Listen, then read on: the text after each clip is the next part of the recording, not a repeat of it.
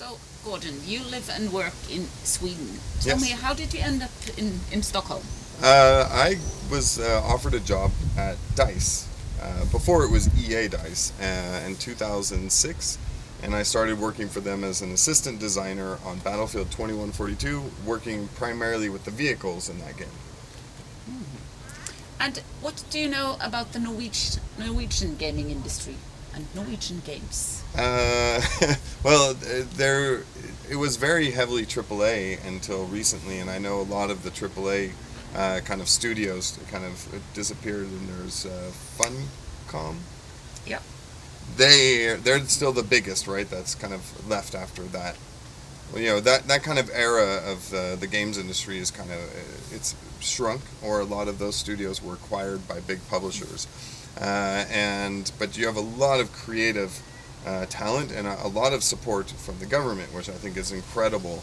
And so now you're starting to see a lot of these really hyper talented creative developers, small studios coming out of Norway, and I think Owlboy is one of like a current big success that they took their time with that game and delivered something that was truly like incredible and special. And seeing that on a lot of different platforms now, consoles are supporting the indie developers, so you get to see this game come out quite soon on Switch and some of these big dominant platforms that get a lot of indie games, and you see a lot of success coming out of that. And I think you're going to see even more. I know that there's a lot of smaller studios that are up and coming, and Grillbright is one of them that we know really well and we really like also. So I think I'll be here a lot more. This is my first time visiting Norway, and I really want to come back because I follow Norway on Instagram and some really cool pictures. Yeah. But what's your advice? Because you have produced some very successful games. If a Norwegian game developer has made a game and he wants to find a producer, what should he do to sort of get out there? To find a good producer to help them with their... I think you need... Well, there's kind of two different types of producer breeds, I see it as. There's ones that are really good at vision holding, and they really understand design, and they understand what it is that the team's trying to accomplish, and really good at helping set the priorities right to achieve that dream scenario, the perfect representation of their vision.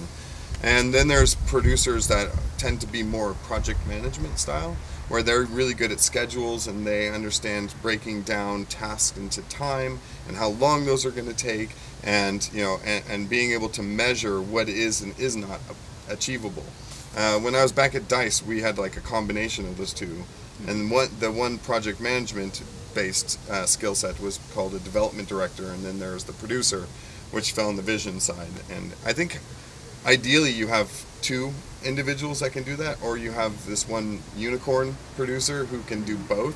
I'm much weaker on the project management side of things, and more I'm better at like understanding the vision and helping the team achieve those. I can kind of do the other ones, but it's definitely not my strength. So you would always find someone that typically would be stronger in one versus the other. So I would say it's personality. I think if I dial it down, like finding the right person who like you guys can share a similar vision, and the least amount of friction of communication, and you kind of both just get it and work together, that would be the ideal scenario. And then all those other things can be learned and improved and iterated on. You just told in your speech that you have changed your main focus from PC to console. Yeah. Why? Well, we still have PC still there, but now with engines like Unity, where it's very easy, you get a PC version for free, more or less. It's very easy to create the PC build, and then it's not much additional work on top of that to create the console platforms and those versions. I mean, there's definitely work involved, but it isn't the same amount of effort that it took several years ago, where you had to have like a separate team that was 100% focused on building for that specific platform.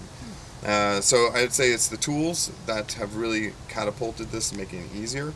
It's the more openness of platforms that, like on the console side, that used to be a little bit more closed, had stricter rules. It was much more expensive to get in there. If you had to do ratings and you had to do retail, and those things were a bigger challenge and a hurdle.